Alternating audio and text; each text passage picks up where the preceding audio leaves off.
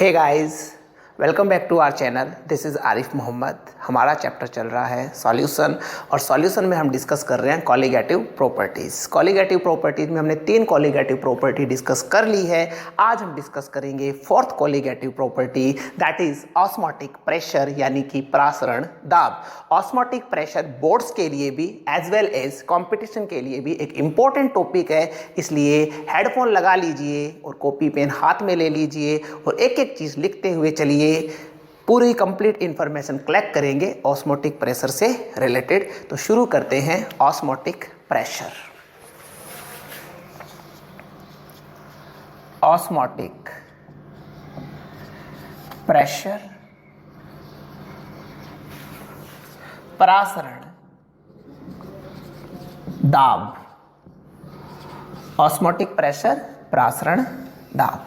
देखिए, इस osmotic pressure को समझने के लिए हमें समझना होगा ऑस्मोसिस को। ऑस्मोसिस को, व्हाट इज ऑस्मोसिस? और अगर ऑस्मोसिस हमें समझना है तो हमें समझना होगा डिफ्यूजन को। ठीक बात है, ये 2 टर्म्स हमें पहले समझनी होगी। What is osmosis? ऑस्मोसिस को हिंदी में कहते हैं परासरण और डिफ्यूजन को कहते हैं विसरण। ठीक है, तो 2 ये टर्म हमें डिस्कस करनी है। तो सबसे पहले हम यहाँ पे टॉपिक लेते हैं, डिफ्यूजन या विसरण क्या होता है। डिफ्यूजन या विसरण किसे कहते हैं, बात कर लेते हैं। तो फर्स्ट टॉपिक है हमारा डिफ्यूजन। डिफ्यूजन, ध्यान दीजिए, एक एक चीज को समझिए। डिफ्यूजन क्या है? देखिए, किसी ने दूर खड़े खड़े परफ्यूम लगाया और उस परफ्यूम की खुशबू आप तक आ रही है, मीन्स डिफ्यूजन हो रहा है। आपके पास में एक बीकर है जिसमें आपने वाटर ले रखा है और इस बीकर में आपने पोटेशियम परमैंगनेट डाला। थोड़ा सा पोटेशियम परमैंगनेट डालते ही आप देखते हो बीकर में जो वायलेट कलर है, पर्पल कलर है, वो स्प्रेड होने लगता है। तो यहाँ पे हम क्या कह सकते हैं, पोटेशियम परमैंगनेट का डिफ्यूजन हो रहा है, विसरण हो रहा है। कहने का मतलब ये है, चाहे सॉलिड्स हो, चाहे गैसियस हो, चाहे लिक्विड हो, कोई सी भी फेज में, किसी भी स्टेट में आपके पास में कोई सब्सटेंस है, यदि कोई पदार्थ गैस, द्रव और ठोस अवस्था में है तो वो हमेशा हाई कंसंट्रेशन रीजन से लोअर कंसंट्रेशन रीजन की ओर फ्लो करेगा, गमन करेगा, मूवमेंट करेगा। इसी को कहते हैं डिफ्यूजन। चाहे सॉलिड है, चाहे लिक्विड है, चाहे गैस है, ये ऑलवेज कहाँ से कहाँ जाएंगे, हमेशा हायर कंसंट्रेशन रीजन से लोअर कंसंट्रेशन रीजन की ओर गमन करेंगे, यानी उच्च सांद्रण क्षेत्र से निम्न सांद्रण क्षेत्र की ओर गमन करेंगे। इसे ही कहते हैं डिफ्यूजन। ठीक है, इसे समझने की कोशिश करते हैं। एक चैम्बर ले लेते हैं हम यहाँ पे। This is a chamber. Okay, इस चैम्बर को हम डिवाइड करते हैं 2 भाग में, और डिवाइड करने के लिए यहाँ पे हम एक मेम्ब्रेन लगा देते हैं। ऐसी मेम्ब्रेन जो सभी पार्टिकल्स को, सभी साइज के पार्टिकल्स को अपने अंदर से फ्लो होना अलाउ करती है। ये जो मेम्ब्रेन है कोई स्पेशल प्रकार की नहीं है, साधारण मेम्ब्रेन है, नॉर्मल मेम्ब्रेन। Normal membrane. और इसकी स्पेसिफिसिटी क्या है कि ये सभी को, किसी भी तरह का मॉलिक्यूल हो, उसको अपने अंदर से फ्लो होना अलाउ करती है। तो देखिएगा, यहाँ पे अपन ने एक सॉल्यूशन लिया इस वाले में, इधर भी हमने एक सॉल्यूशन लिया। ओके, इस वाले सॉल्यूशन को हम डिनोट कर दें S1 से, इस वाले सॉल्यूशन को डिनोट कर दें S2 से। ओके, अब देखिए, S1 सॉल्यूशन है, उसकी कंसंट्रेशन को बोल दें हम C1, और S2 सॉल्यूशन की कंसंट्रेशन को हम बोल दें C2। ठीक है, इसकी कंसंट्रेशन को क्या कहते हैं, C1, और इसे C2 कहते हैं। कंसंट्रेशन मीन्स यहाँ पे इसमें कितना सॉल्यूट डिसॉल्व है उसको अपन डिनोट कर रहे हैं C1 से, इसमें कितना सॉल्यूट डिसॉल्व है उसको डिनोट कर रहे हैं C2 से। तो कंसंट्रेशन टर्म जहां पे भी आती है केमिस्ट्री में, तो इसका मतलब आप किसको डिस्कस कर रहे हो, सॉल्यूट को डिस्कस कर रहे हो। ठीक है, तो सॉल्यूट की कंसंट्रेशन यहाँ पे C1 है और यहाँ पे C2 है। नेक्स्ट कंडीशन, मान लीजिए यहाँ पे हम कह दें C1 की कंसंट्रेशन C2 से कम है। जो C1 कंसंट्रेशन है वो C2 से क्या है, कम है, less than, C1 is less than to C2, ठीक है। यानी ये इस सॉल्यूशन की कंसंट्रेशन इससे कम है। बात आ रही है समझ में? ओके। यानी ये यहाँ पे लिखा है, इसका मतलब क्या है, C1 में जो सल्यूट मॉलिक्यूल्स है उनकी संख्या C2 के सॉल्यूट से क्या है, कम है। फर्स्ट थिंग, सल्यूट की तो कम है मॉलिक्यूल्स की संख्या, पर सॉल्वेंट की बात करें तो सॉल्वेंट की रिस्पेक्ट में हम क्या कहेंगे, सॉल्वेंट की कंसंट्रेशन। देखिए ध्यान दें एक टर्म की ओर कि किसी भी सॉल्यूशन में जितना ज्यादा सल्यूट होता है वह उतना ही कॉन्सेंट्रेट होता है, पर सल्यूट जितना ज्यादा होगा सॉल्वेंट उतना ही क्या होगा, कम होगा, ठीक है। तो यहाँ पे सल्यूट क्या है, कम है, तो सॉल्वेंट क्या होगा, अधिक होगा। सॉल्वेंट किसकी रेस्पेक्ट में बात करें, this is the S1 solution और दिस इज S2 सॉल्यूशन। इतनी बात में कोई प्रॉब्लम है? यहाँ पे दो सॉल्यूशन है, ये वाला S1 सॉल्यूशन है, this one is S2 solution. इसकी कॉन्सेंट्रेशन C1 है, इसकी कॉन्सेंट्रेशन C2 है। हमने कह दिया C1 is less then C2, यानी C1 है वो C2 से कम है, यानी इसमें सल्यूट पार्टिकल्स कम है, इसमें सल्यूट पार्टिकल्स अधिक है। अब सल्यूट पार्टिकल अगर यहाँ पे कम है तो सॉल्वेंट क्या होगा, अधिक होगा, ठीक है। सॉल्वेंट क्या होगा, अधिक होगा। इतनी बात हमने यहाँ पे कही है। अब देखिए फर्स्ट कंडीशन हम यहाँ पे डिस्कस करने वाले हैं। हमने कहा था हम डिस्कस क्या कर रहे हैं, डिफ्यूजन। डिफ्यूजन में एक चीज हमने मेंशन कर दी थी कि सभी सब्सटेंस हाई कंसंट्रेशन रीजन से लोअर कंसंट्रेशन रीजन की ओर मूवमेंट करते हैं थ्रू इस मेम्ब्रेन से मूवमेंट करने वाले हैं। तो सबसे पहले हमसे पूछे सल्यूट किधर से किधर जाएगा, सल्यूट S1 से S2 की ओर जाएगा या S2 से S1 की ओर जाएगा। देखिए सबसे पहले हम देख लेते हैं सल्यूट ज्यादा किसमें है, अधिक किसमें है। तो सल्यूट अधिक किसमें है, C2 में, क्योंकि C2 की कंसंट्रेशन क्या है, अधिक है। तो सल्यूट का हाई कंसंट्रेशन रीजन कौन सा है, ये वाला। तो सल्यूट किधर फ्लो करेगा, C2 से C1 की ओर। सल्यूट की डायरेक्शन क्या होगी, C2 से C1 की ओर जा रहा है। बात आ रही है समझ में? और सॉल्वेंट कहां ज्यादा है, C1 में या C2 में? सॉल्वेंट अधिक है C1 में, क्योंकि यहाँ पे सल्यूट क्या है, कम है। जितना सॉल्यूशन डाइल्यूट होगा सॉल्वेंट उतना ही अधिक होगा। तो यहाँ पे सॉल्वेंट कहाँ अधिक है, यहाँ पे। तो सॉल्वेंट किधर से किधर फ्लो करेगा, सॉल्वेंट S1 सॉल्यूशन से S2 की ओर फ्लो कर रहा है, जबकि जो सल्यूट है वो S2 सॉल्यूशन से S1 सॉल्यूशन की ओर मूवमेंट शो कर रहा है। यहाँ पे देखिए डिफ्यूजन में एक चीज यहाँ पे क्लियर हो जाती है, जो इससे अपन रिजल्ट निकालने वाले हैं वो क्या क्या हैं देख लेते हैं। देखिए रिजल्ट क्या क्या मिलते हैं हमें यहाँ पे। रिजल्ट सबसे पहले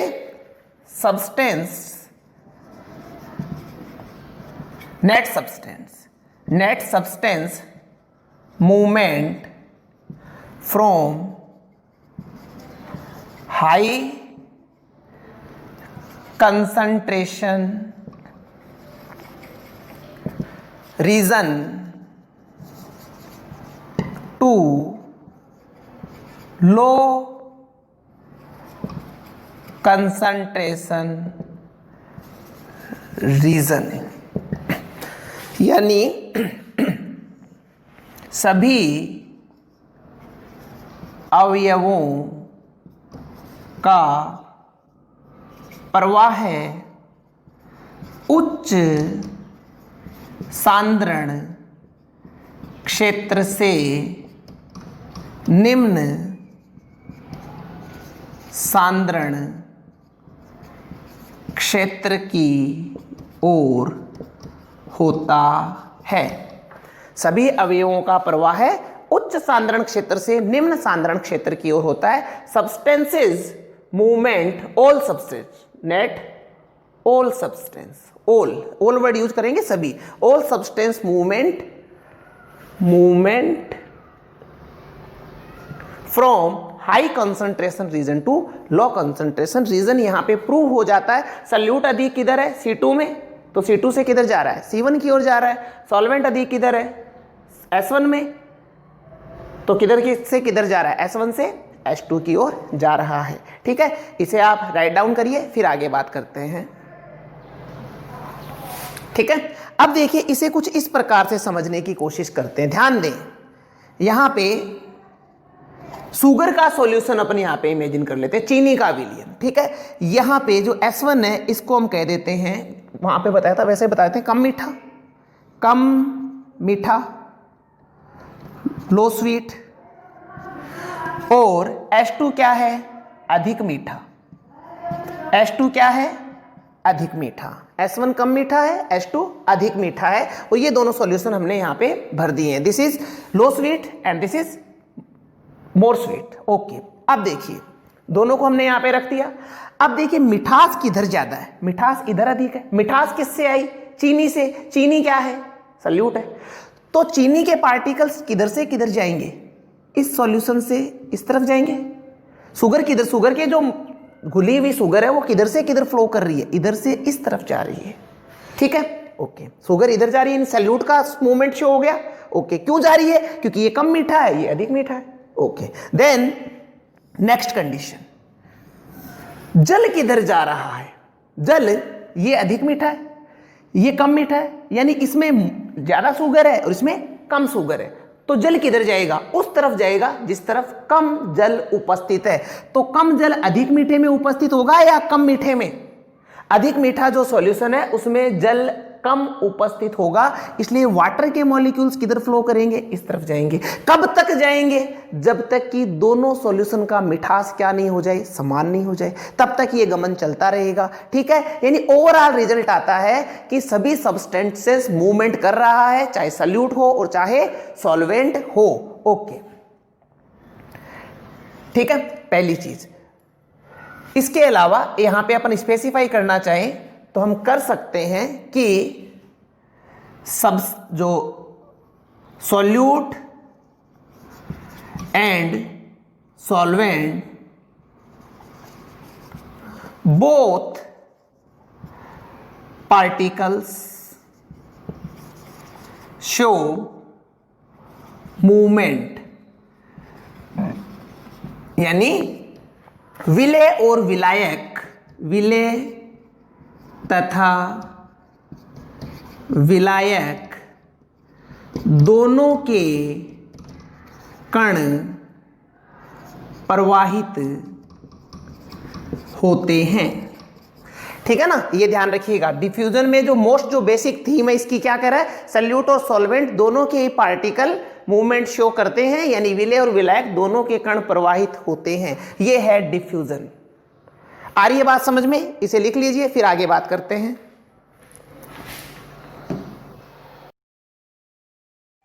मिटा दें इसे। नेक्स्ट हम डिस्कस करेंगे ऑस्मोसिस। ऑस्मोसिस क्या होता है?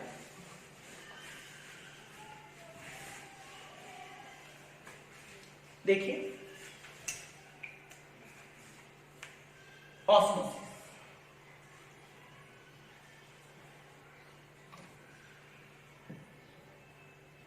यानी परासरण। डिफ्यूजन मीन्स क्या था? विसरण, विसरण, और ऑस्मोसिस मीन्स परासरण। देखिए अगेन हम एक चेंबर लेते हैं और इस चेंबर में हम एक मेम्ब्रेन लगा देते हैं। इस चेंबर में हम क्या लगा दें? एक मेम्ब्रेन लगा दें।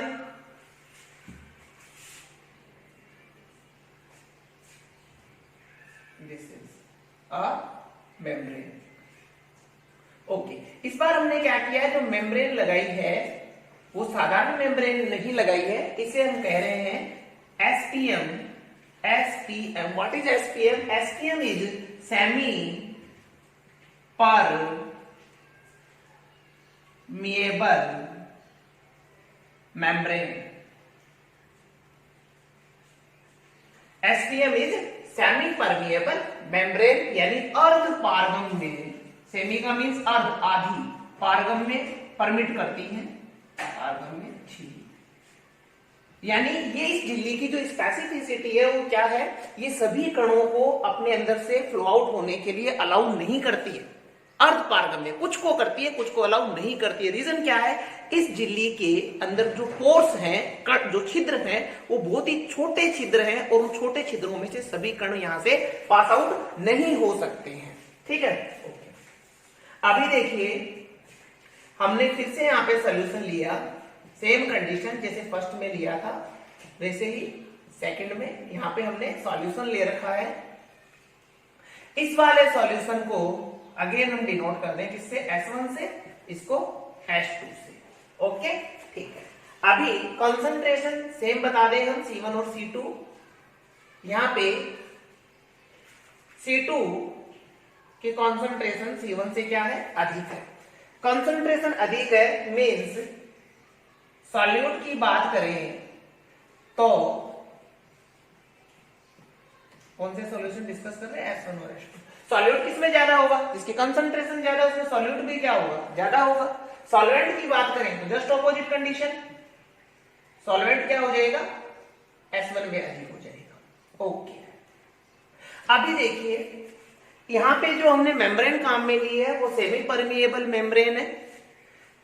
ये मेम्ब्रेन सभी कणों को, मॉलिक्यूल्स को अलाउ नहीं करती है, केवल कुछ को ही अलाउ करती है। तो कुछ को अलाउ करती है, यहाँ पे देखिए सॉल्यूशन लिया है तो उसमें जो सॉल्यूट डिसॉल्व करा है, सॉल्यूट के मॉलिक्यूल्स क्या होंगे, आकार में, साइज में बड़े होंगे। सॉल्वेंट वाटर लिया है तो वाटर के मॉलिक्यूल क्या होंगे, छोटे होंगे। तो जो छोटे आकार के कण हैं वो तो इस झिल्ली में से क्या होंगे, आसानी से निकल सकते हैं, पर बड़े आकार के कण इस झिल्ली में से आसानी से नहीं निकल सकते हैं। यानी कहने का मतलब है ओवरऑल इस झिल्ली में से कौन निकल सकता है, कौन मूवमेंट शो कर सकता है, सॉल्यूट और सॉल्वेंट।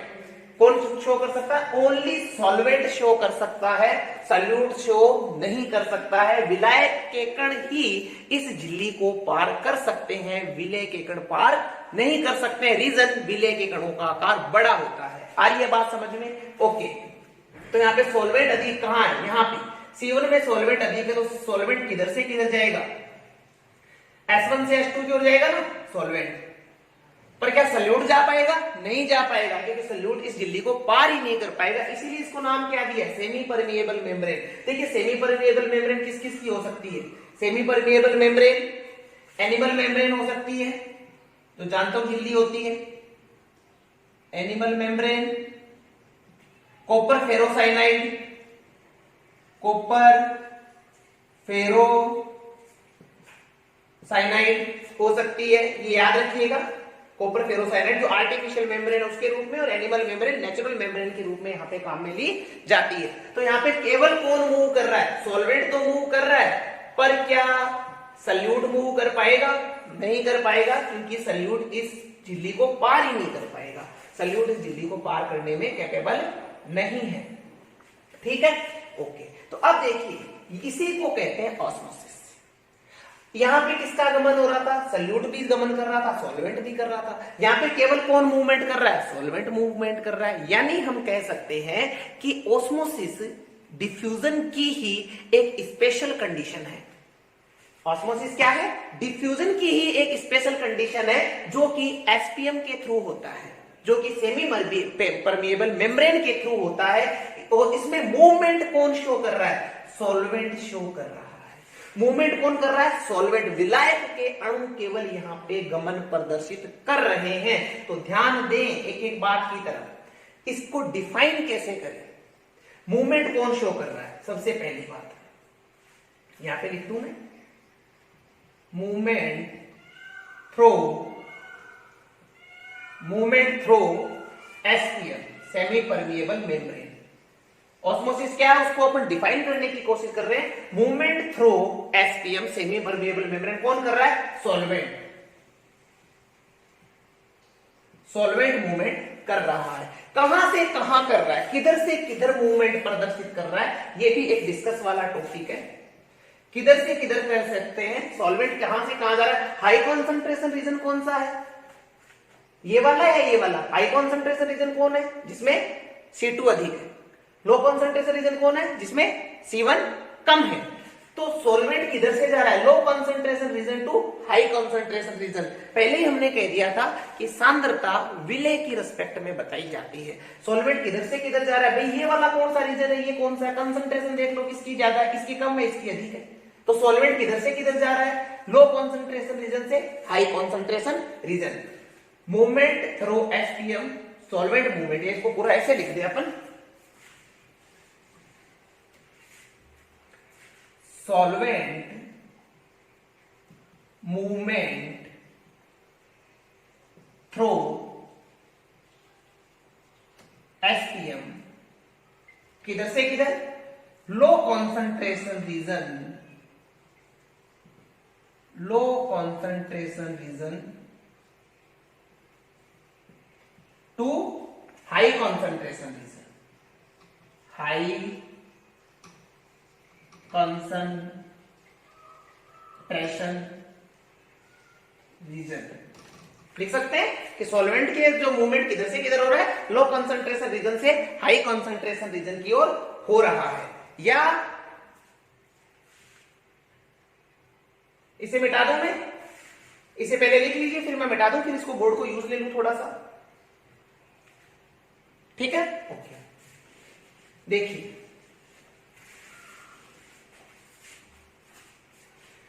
इसी को थोड़ा सा, ये हमने एक्सप्लेन कर दिया, इसी को थोड़ा सा और समझ लेते हैं। मेरे ख्याल से इसे भी मिटा देना चाहिए मुझे अभी। देखिए नेक्स्ट कंडीशन इसकी हम डिस्कस कर रहे हैं। यहां पे हमने क्या लिया था, दोनों ही सॉल्यूशन लिए थे। नेक्स्ट टाइम देखिए, फिर से एक चेंबर लिया और इस चेंबर को हम दो भाग में डिवाइड कर देते हैं, किससे, एसपीएम से, सेमी परमिएबल मेम्ब्रेन से। इस बार हम क्या कर रहे हैं, एक जो भाग है चेंबर का, एक जो यहाँ पे पार्ट अभी मिला है, इसमें हम केवल क्या भर दें, सॉल्वेंट भर दें, ठीक है, और दूसरे में सॉल्यूशन भर दें। इसी सॉल्वेंट से बनाया, इसमें क्या भर दिया हमने, सॉल्यूशन भर दिया। ओके, ठीक है। इसमें सॉल्यूट है और साथ में सॉल्वेंट भी है, इसमें केवल क्या है, सॉल्वेंट है। अब देखिए अर्धपारगम्य झिल्ली सभी को तो अलाउ नहीं करती है, क्या सल्यूट को अलाउ करेगी, क्या ये मेम्ब्रेन सल्यूट को अलाउ करेगी, क्या नहीं करेगी, ये सल्यूट को अलाउ नहीं करेगी। तो सल्यूट पार्टिकल्स तो मूवमेंट शो करेंगे नहीं, केवल कौन शो करेगा, सॉल्वेंट। सॉल्वेंट अधिक कहां है, ये तो प्योर ही सॉल्वेंट है, मींस यहां पे सॉल्वेंट ज्यादा है, यहां पे सॉल्वेंट कम है। तो सॉल्वेंट किधर से किधर जाएगा, सॉल्वेंट प्योर सॉल्वेंट से विलियन की ओर गमन करेगा, प्योर सॉल्वेंट सॉल्यूशन की ओर गमन करेगा, ठीक है। तो यहां पे तो आपने क्या कहा था, solvent movement through SPM, low concentration region to high concentration region. यहां पे कंसंट्रेशन क्या थी, कम थी, यहां पे कंसंट्रेशन क्या है, अधिक है। यहां पे अपन कैसे कह सकते हैं, सॉल्वेंट, इसी की डेफिनेशन है, सिर्फ वर्ड्स चेंज किए जा रहे हैं, वो की वो बात है। Solvent movement, solvent movement through SPM, solvent movement through SPM to excess of solvent to less of solvent, या सॉल्वेंट टू सॉल्यूशन, ठीक है। यानी आप क्या कह सकते हो, परासरण क्या है, अर्धपारगम्य झिल्ली के माध्यम से होने वाली क्रिया है जिसमें विलायक के अणु विलयन की ओर गमन करते हैं, विलायक के अणु विलयन की ओर गमन करते हैं, ये कह सकते हो। सुनिएगा बात, इसमें देखिए कंफ्यूज रहता है बच्चा जनरली, आपको यहाँ पे कंफ्यूज होने की कोई जरूरत नहीं है। जो जो आप लैंग्वेज मिल सकती हो सारी बता दूंगा यहाँ पे आपको मैं। सॉल्यूशन जो ऑस्मोसिस है वो क्या है, एसपीएम के थ्रू होने वाली प्रोसेस है। सबसे पहले ये बात आपने ध्यान में रखनी है। क्या होगा, इसमें सॉल्वेंट के अणु विलायक के अणु विलायक से विलयन की ओर गमन करते हैं, कर रहे हैं गमन, विलायक के अणु किधर गमन कर रहे हैं, विलयन की ओर गमन कर रहे हैं, ठीक बात। दूसरा क्या बोल सकते हैं, सॉल्वेंट मूवमेंट, सॉल्वेंट के अणु गमन कर रहे हैं इससे एसपीएम से होके, पर किधर से किधर, excess of solvent to less of solvent. यहाँ पे सॉल्वेंट क्या है, प्योर सॉल्वेंट ही मींस अधिक है, यहाँ पे सॉल्वेंट क्या है, कम है, तो excess solvent to less of solvent, okay. या आप क्या कह सकते हो कि अर्धपारगम्य झिल्ली से होने वाली क्रिया है और सॉल्वेंट के अणु किधर गमन करते हैं, low concentration region to high concentration region. यहां पे क्या है, कंसंट्रेशन कम है, यहां पे कंसंट्रेशन अधिक है। कंसंट्रेशन कम है तो सॉल्वेंट क्या है, कंसंट्रेशन कम है मींस विलेय क्या है, कम है, और विलायक क्या है, अधिक है। विलायक अधिक है, चाहे ये वाली बात बोल दो, विलायक अधिक है, यहाँ पे भी विलायक अधिक है, और यहाँ पे भी आप क्या कह रहे हो, सॉल्वेंट, प्योर सॉल्वेंट ही है, तो यहाँ पे तो वही विलायक। तो तीनों टर्म सेम ही है, बस बोलने का तरीका अलग अलग होता है, इसलिए मैंने आपको तीनों प्रकार से बता दिया। इसको राइट डाउन करिए, फिर आगे बात करते हैं। मिटा दें इसे, ओके। आगे बात समझ में, चलो।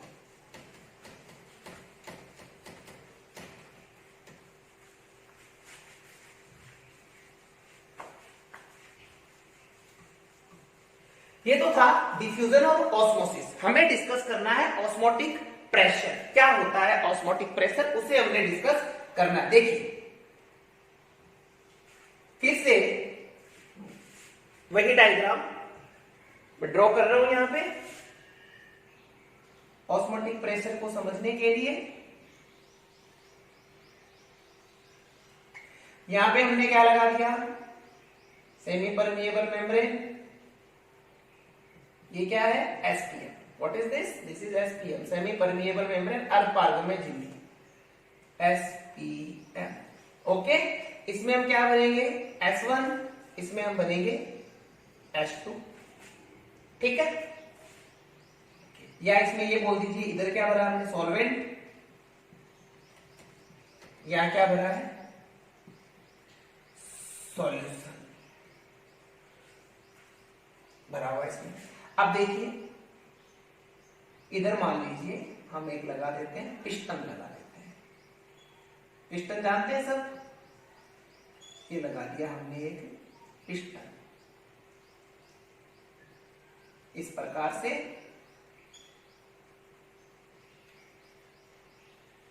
पिस्टन लगा दिया, ठीक है, ओके, जिस पे अपन प्रेशर लगाते हैं बाहर से भी। अब देखिए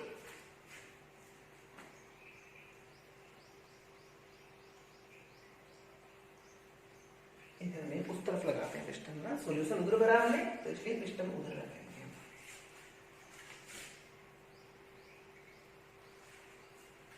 यहां पे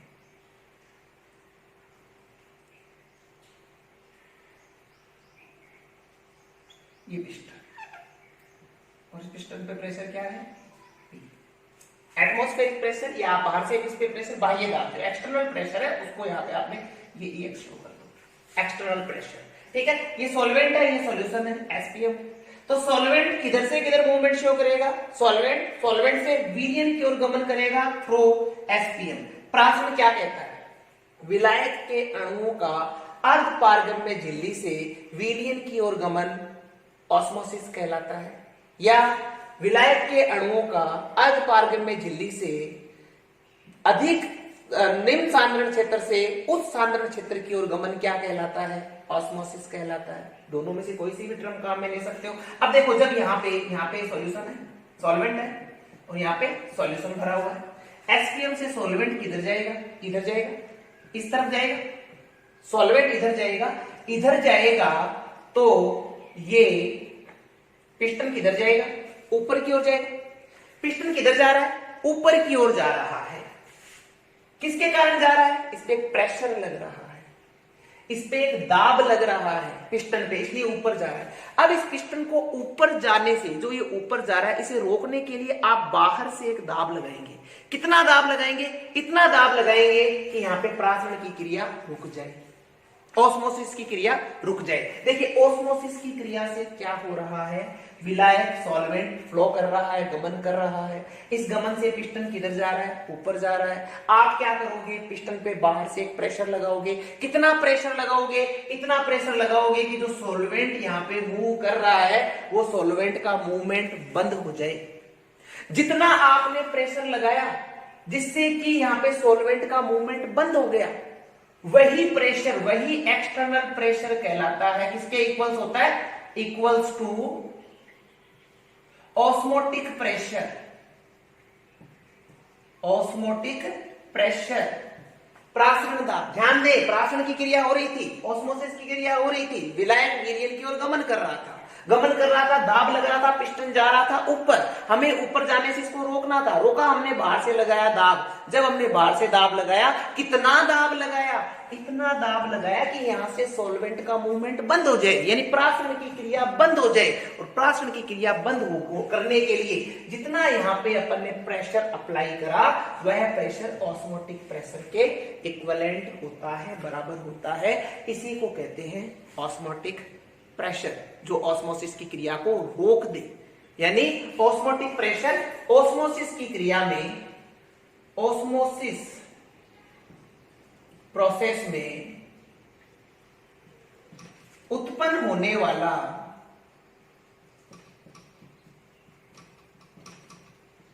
दाब है, जो ऑस्मोसिस प्रोसेस का विरोध करता है, ऑस्मोसिस प्रोसेस का विरोध करता है।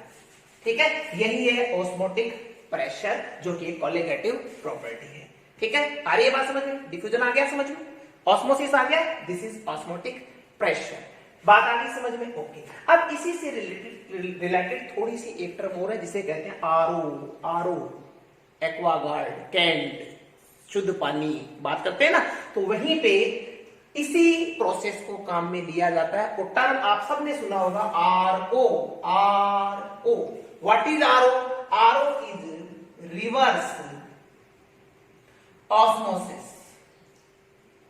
Are for reverse, O for osmosis, यानी प्रतिलोम परासरण। प्रतिलोम परासरण, देखिए इस प्रतिलोम परासरण को यहीं पे समझ लेते हैं हम। जैसे यहां पे एक पिस्टन लगा हुआ है, एक पिस्टन इधर और लगा दें, लगा दिया, यहां पे भी पिस्टन लगा हुआ है, इसे आप P2 बोल दीजिए, वो P एक्सटर्नल था, इसे P2 नाम दे दिया। ओके, ये सॉल्वेंट है, SPM है, सॉल्यूशन है। ऑस्मोसिस की क्रिया शुरू हुई, ऑस्मोसिस की क्रिया हुई, सॉल्वेंट किधर से किधर जा रहा है, सॉल्वेंट से सॉल्यूशन की ओर जा रहा है। जिधर सॉल्वेंट कम अधिक है, उधर से कम की ओर तो जाएगा, इधर सॉल्वेंट अधिक है, इधर कम की ओर जाएगा, जा रहा है। ओके,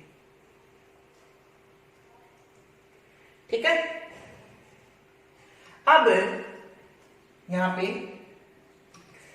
ये वाला पिस्टन किधर जा रहा है, ऊपर जा रहा है, और ये वाला पिस्टन किधर आएगा, नीचे जाएगा।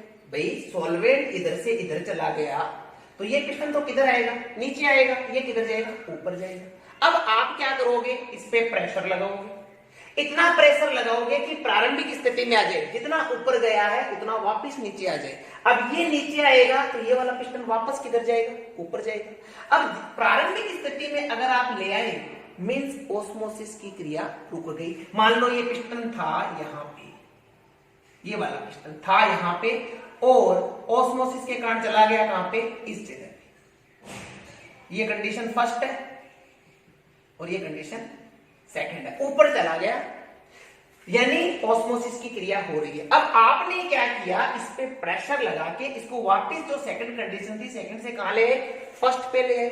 फर्स्ट पे ले आए मींस यहां पे जो ऑस्मोसिस की क्रिया है वो रुक गई। समझ में आ रही बात? यहां पे आपने क्या करा, इसको आप पुश कर रहे हो, इतना पुश कर रहे हो, मान लो फर्स्ट तक नहीं लाए, एक बार समझने की कोशिश करिए। आप इसको पुश कर रहे हो, इतना पुश कर रहे हो कि ऑस्मोसिस की क्रिया रुक गई। तो जितना आपने यहाँ पे दाब लगाया इस क्रिया को रोकने के लिए, वो दाब तो क्या कहलाएगा, ऑस्मोटिक प्रेशर, प्रासरण दाब कहलाएगा। अब देखिए, अगर आप ये करें कि जो सेकंड कंडीशन से आप मान लीजिए यहां तक लेके आए कि ऑस्मोसिस की क्रिया रुक गई, इसको आप बोल दो थर्ड कंडीशन। ठीक है, अब देखिए आपने क्या किया, इस पे और प्रेशर लगाया, और प्रेशर लगा के आप कहां ले आए, इसको इस फोर्थ कंडीशन में ले आए। पिस्टन को कहां ले आए, फोर्थ कंडीशन में लिए, यानी पहले बिगिनिंग में था उससे भी आप नीचे ले गए। तो अब इस कंडीशन में देखिए क्या होगा, हमारी सेमी परमिएबल किसको अलाउ करती है, केवल सॉल्वेंट को। इस पूरे के पूरे सॉल्यूशन पे क्या लग रहा है, प्रेशर लग रहा है। प्रेशर, इस पूरे के पूरे सॉल्यूशन पे प्रेशर लग रहा है, तो इस झिल्ली में से, इस मेम्ब्रेन में से कौन से कण इस तरफ जा सकते हैं, कौन से कण, सॉल्वेंट सोल्यूट तो जा ही नहीं सकता है ना, क्योंकि सोल्यूट का आकार तो बड़ा है। केवल कौन जा सकता है? सोल्वेंट जा सकता है, विलायक जा सकता है। ध्यान दे, जो आपने अंतिम बल यहां पे लगाया है जिसका मान प्रासरण दाब से अधिक है, और ये प्रासरण दाब से अधिक दाब लगाने के कारण सॉल्वेंट के कण सॉल्वेंट सॉल्यूशन से सॉल्वेंट की ओर जाने लग गए। इधर क्या ले रखा है आपने? सॉल्यूशन तो ले रखा है, सॉल्यूशन से किधर जाने लग गए? सॉल्वेंट की ओर जाने लग गए। यानी क्रिया क्या होने लगी? विपरीत। प्रासरण तो क्या हो रहा था? ऑस्मोसिस क्या हो रहा था? सॉल्वेंट जा रहा था सॉल्यूशन की ओर। पर जब आपने प्रासरण दाब से अधिक दाब, ऑस्मोटिक प्रेशर से हाई प्रेशर यहां पे अप्लाई किया, तो क्या हुआ? आपने चमत्कार देखा कि जो क्रिया हो रही थी उसके ऑपोजिट क्रिया होने लग गई। सॉल्वेंट किधर जाने लग गया? सॉल्वेंट की ओर ही जाने लग गया। कहां से? सॉल्यूशन से। सॉल्यूशन से सॉल्वेंट, सॉल्वेंट की ओर जाने लग गया। इसी क्रिया को कहते हैं रिवर्स ऑस्मोसिस। देख लीजिए, मान लीजिए ये नमक का पानी था, नमकीन पानी, समुद्री जल, सी वाटर, सी वाटर, ये है समुद्री जल। ठीक है, अब इस समुद्री जल में आपने क्या किया? ऑस्मोसिस, ऑस्मोटिक प्रेशर है, प्रासरण दाब से अधिक दाब लगाया। अधिक दाब लगाया तो इस नमक के पानी में से, नमक तो जा नहीं सकता, केवल पानी किधर जाने लग गया? जल किधर जाने लग गया? इधर, सॉल्वेंट की ओर। सॉल्वेंट भी कौन है? जल है। क्यों जाने लग गया? क्योंकि आपने ऑस्मोटिक प्रेशर से हाई प्रेशर यहां पे अप्लाई कर दिया, इसलिए नमक के पानी से वाटर के मॉलिक्यूल प्योर जल की ओर जाने लग गए। और यहां पे आपको क्या प्राप्त होने लग गया? प्योर जल प्राप्त होने लग गया। नमक के पानी से प्योर जल प्राप्त होने लग गया। इसी को कहते हैं प्रतिलोम प्रासरण या रिवर्स ऑस्मोसिस। यानी प्रासरण की क्रिया में जब प्रासरण दाब से उच्च दाब आरोपित किया जाता है तो प्रासरण की क्रिया विपरीत दिशा में होने लगती है। यानी विलायक के अणु विलयन से शुद्ध विलायक की ओर गमन करने लगते हैं। इसे ही प्रतिलोम प्रासरण कहते हैं। इसका डायग्राम बनाइए। ओके, ठीक है। आगे इसी प्रासरण की रिस्पेक्ट में सॉल्यूशंस को कुछ कैटेगराइज करा गया है, जिसको अपन डिस्कस कर लेते हैं। ठीक है, इसी ऑस्मोटिक प्रेशर की रिस्पेक्ट में।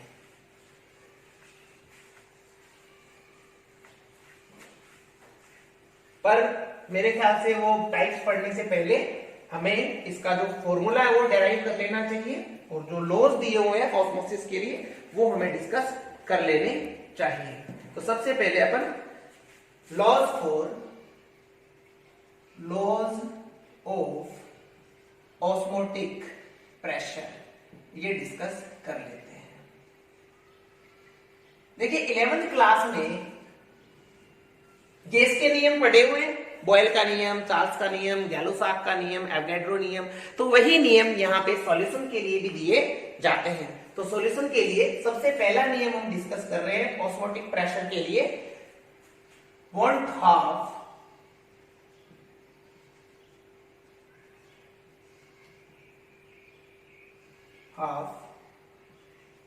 Boyle's law।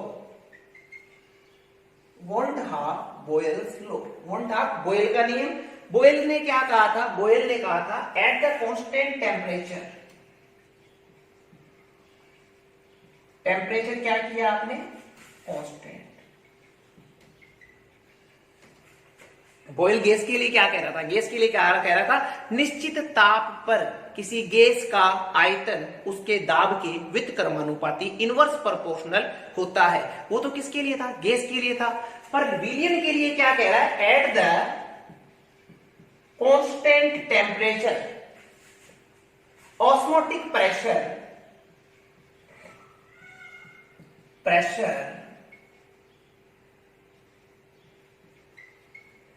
किसके व्युत्क्रमानुपाती होगा?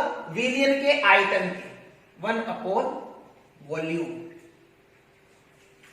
Osmotic pressure inverse proportional to volume, inverse proportional to volume, या कहें osmotic pressure proportional to one by volume. अगर ऑस्मोटिक प्रेशर को अपन पाई बोले तो इसको क्या लिख सकते हैं? 1/v। ठीक है, 1/v। इसे अपन कॉन्सेंट्रेशन भी तो बोल सकते हैं। ये क्या है? एक्चुअल में वॉल्यूम जितना ज्यादा होगा डाइल्यूशन उतना ही ज्यादा होगा। तो डाइल्यूशन का ऑपोजिट क्या होता है? कॉन्सेंट्रेशन। हम क्या कह सकते हैं? क्योंकि 1/v is equal to c। तो इसे क्या लिखा जा सकता है, pi proportional to c। First law, at the constant temperature osmotic pressure of a solution inverse proportional to solution's volume, यानी निश्चित ताप पर किसी विलयन का प्रासरण दाब उस विलयन के आयतन के व्युत्क्रमानुपाती होता है। यहां से फर्स्ट लॉ। सेकंड लॉ है वॉन्ट हॉफ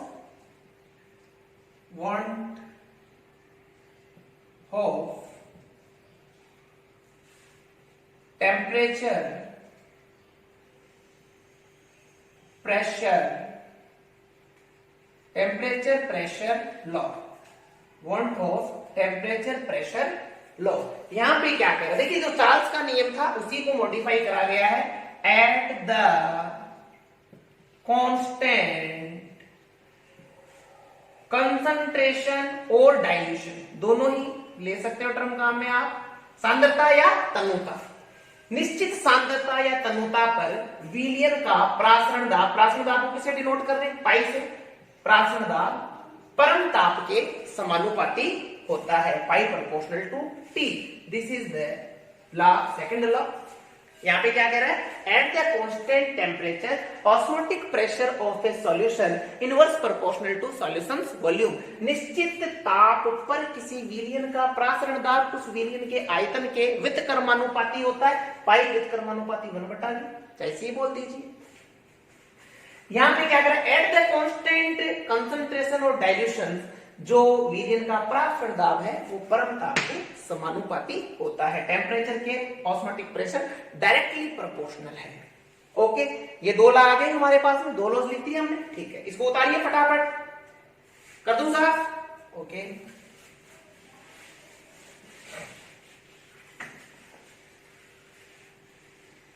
फर्स्ट लॉ लिखा था हमने pi proportional to 1/v, and second law लिखा था पाई प्रोपोर्शनल टू टी। तो इन दोनों लॉ को मिला के क्या लिख सकते हैं, फर्स्ट और सेकेंड लॉ से, फ्रॉम बोथ लॉज क्या लिख सकते हैं, pi proportional T upon V, ऐसा लिख सकते हैं, pi proportional T upon V, या क्या लिख सकते हैं, pi is equals to R T upon V. यहां पे क्या लगा दिया, प्रोपोर्शनल है तो एक कांस्टेंट लगा दिया, R is a constant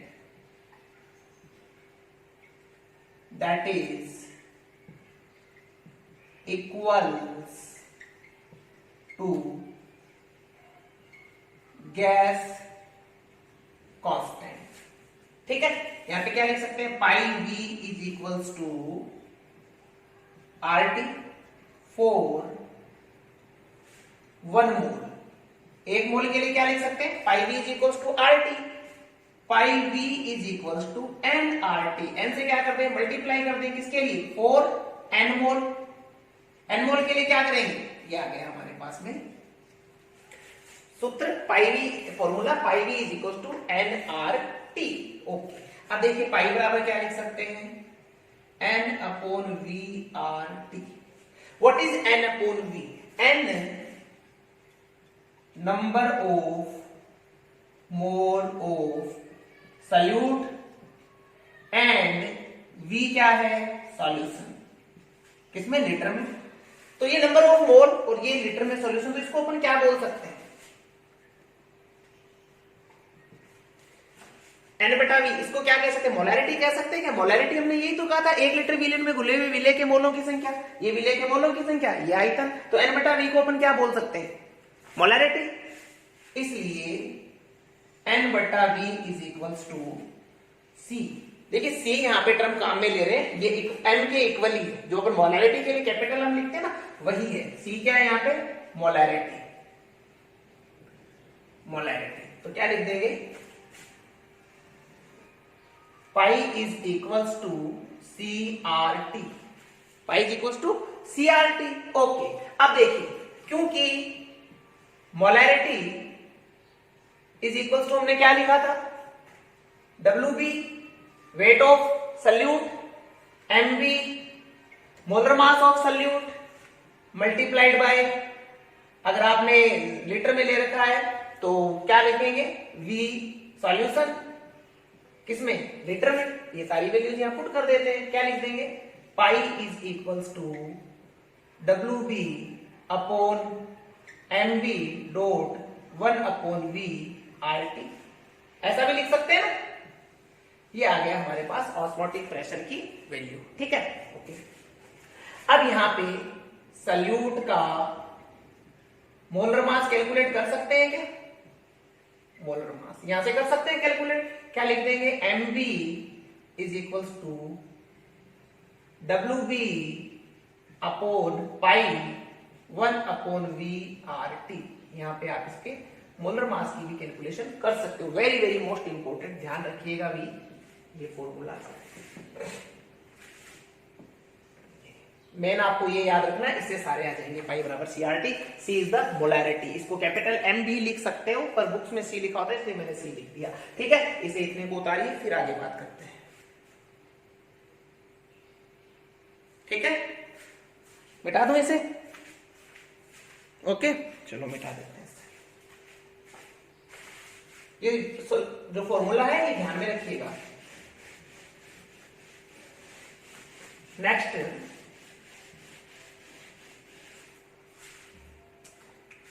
types of solutions respect to osmotic pressure, osmotic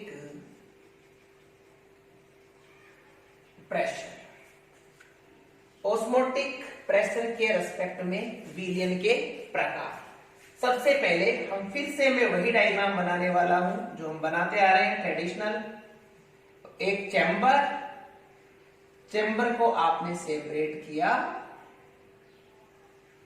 SPM से, सेमी परमिएबल मेम्ब्रेन, यहां पे लगा दिया आपने 2 पिस्टन्स, ओके, ये पिस्टन। फर्स्ट कंडीशन, यहां पे दोनों सॉल्यूशन सेम सांद्रता, सेम कंसंट्रेशन के भरे हुए हैं। यहां पे सॉल्यूशन S1 और ये सॉल्यूशन H2, S1 H2, इसकी कंसंट्रेशन C1 C2, दोनों की कंसंट्रेशन क्या है, सेम है। तो दोनों के लिए सल्यूट भी क्या होगा, इक्वल होगा, और सॉल्वेंट भी क्या होगा, इक्वल होगा। आप मुझे बताएंगे कि सॉल्वेंट के पार्टिकल्स S1 से H2 की ओर जाएंगे या H2 से S1 की ओर जाएंगे, इस कंडीशन में जाएंगे। बिल्कुल बिल्कुल सही आंसर आपका, सॉल्वेंट के पार्टिकल्स यहां पे किधर भी मूव नहीं करेंगे। अगर सॉल्वेंट के पार्टिकल मूव नहीं करेंगे तो बताइए क्या ये पिस्टन एक्टिव होंगे, क्या ये पिस्टन ऊपर नीचे कहीं जाएंगे, नहीं जाएंगे, पिस्टन भी अपने स्थान पे रहेंगे। तो ऐसे विलियन, इन दोनों पे जो प्रेशर है वो क्या है, सेम है, और दोनों का प्रेशर अगर सेम है, कौन सा प्रेशर, ऑस्मोटिक प्रेशर अगर सेम है, तो ऐसा सॉल्यूशन क्या कहलाता है, आइसोटोनिक सॉल्यूशन। इस सॉल्यूशन को क्या कहेंगे, फर्स्ट सॉल्यूशन है आइसोटोनिक सॉल्यूशन। आइसोटोनिक सॉल्यूशन या इसे कहते हैं समपरासरी विलियन।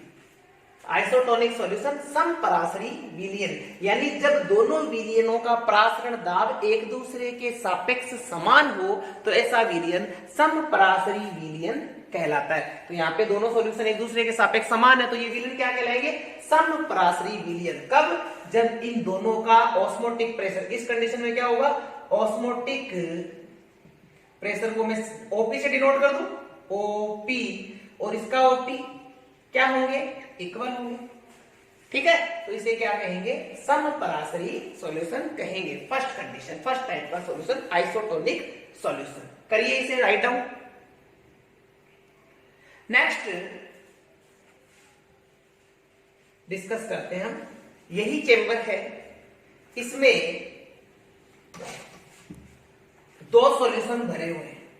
मैं ये कह रहा हूं कि सेकेंड सॉल्यूशन की कंसंट्रेशन फर्स्ट से अधिक है, तो सॉल्यूट भी इसमें क्या होगा, अधिक होगा, पर सॉल्वेंट क्या होगा, कम होगा। सॉल्वेंट किधर से किधर जाएगा, S1 से S2 की ओर जाएगा, S1 से S2 की ओर जाएगा। तो बताइए पिस्टन कौन सा ऊपर जाएगा, यही तो जाएगा, पिस्टन ऊपर जाएगा। भाई सॉल्वेंट इधर से इधर मूव कर रहा है, तो ये वाला पिस्टन किधर जाएगा, ऊपर जाएगा। मींस इस पिस्टन पे क्या लग रहा है, प्रेशर लग रहा है। कौन सा प्रेशर लग रहा है, ऑस्मोटिक प्रेशर लग रहा है। ऑस्मोटिक प्रेशर ज्यादा किसका होगा, S2 का। ऑस्मोटिक प्रेशर किसका अधिक है, S2 का। तो यहाँ पे जो S2 सॉल्यूशन है वो S1 के सापेक्ष कहलाएगा हाइपरटोनिक। हाइपरटोनिक सॉल्यूशन अति पराशरी, अति पराशरी विलयन। अति पराशरी विलयन कौन होगा, जिस विलयन का परासरण दाब, यानी इस विलयन का परासरण दाब इस विलयन के सापेक्ष क्या है, अधिक है। 2 विलयन आपस में अर्धपारगम्य झिल्ली से संपर्कित है। जिस विलयन का परासरण दाब अधिक होगा या जिसका पहले विलयन के सापेक्ष अधिक होगा वह विलयन कहलाएगा अति पराशरी विलयन या हाइपरटोनिक सॉल्यूशन। क्यों, क्योंकि सॉल्वेंट किधर जा रहा है, इधर जा रहा है। तो इसे क्या कहेंगे, जिसका ऑस्मोटिक प्रेशर अधिक है उसको क्या कह देंगे, हाइपरटोनिक सॉल्यूशन या अति पराशरी विलयन। आ रही है बात समझ में। थर्ड टाइप देखिए, सेम कंडीशन है, कुछ भी चेंज नहीं किया, C2 अधिक है, सॉल्यूट भी अधिक है, सॉल्वेंट क्या हो गया, कम हो गया, तो ऑस्मोटिक प्रेशर इसका अधिक होगा। ठीक है, आप देखिए इसके ऑस्मोटिक प्रेशर इसके रेस्पेक्ट में क्या था, अधिक था। तो इस सॉल्यूशन को हमने क्या कहा था, अभी हमने हाइपरटोनिक, हाइपरटोनिक।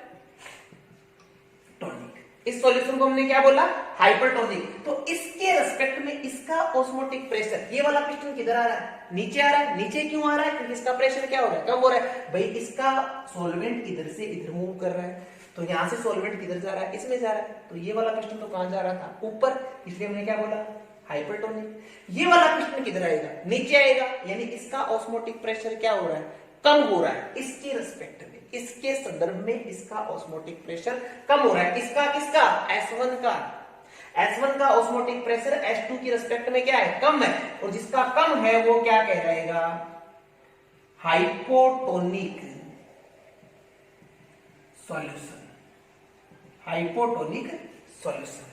ठीक है, तो आइसोटोनिक क्या होगा, हाइपरटोनिक क्या होगा, हाइपोटोनिक क्या होगा, मैंने आपको बता दिया है। कोई भी प्रॉब्लम होती है मुझसे कांटेक्ट करिए। तो गाइस आज की क्लास में, इस क्लास में इतना ही।